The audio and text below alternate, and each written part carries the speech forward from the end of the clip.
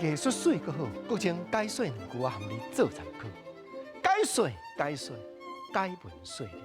好朋友，咱今日搁来研究一首汉诗，日本时代学问家林第二先生所写《中秋得其词》。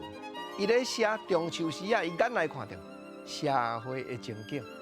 见面讲薄忧人言可无穷，连连薄忧向地动。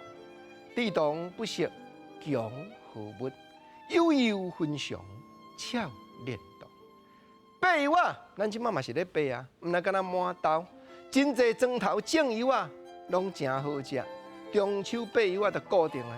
毋过原来看即首诗，咱才知影讲，日本时代人民间流传风俗，讲白油啊，食咧，明仔日子就较好过。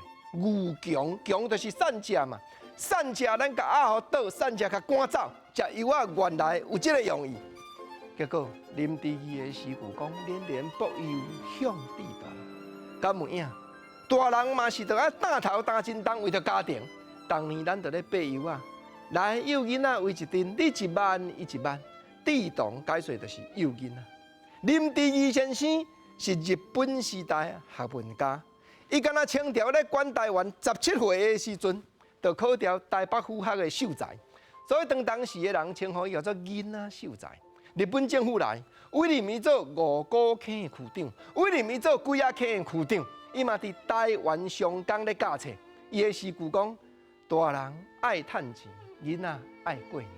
大人为着家庭重担咧烦恼，囡仔过年过节笑甲嘴啊易塞塞，因为欢喜嘛，因为连连薄油向地动。大人咧爬油啊，望讲看会当讲，毋通遮尔散吃呗，明仔载日子较好过呗。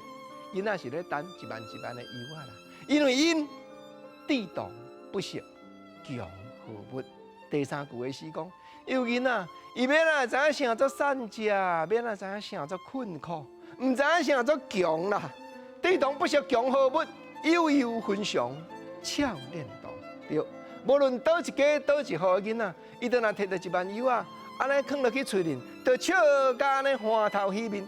这就是伊幼囡仔天真无邪、可爱的所在，敢毋是？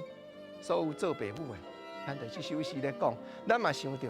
为着家庭重担咧拼，敢毋是为着咱的下弟啊，为着咱的后生祖囝用心计较，伫咧辛苦，敢毋是？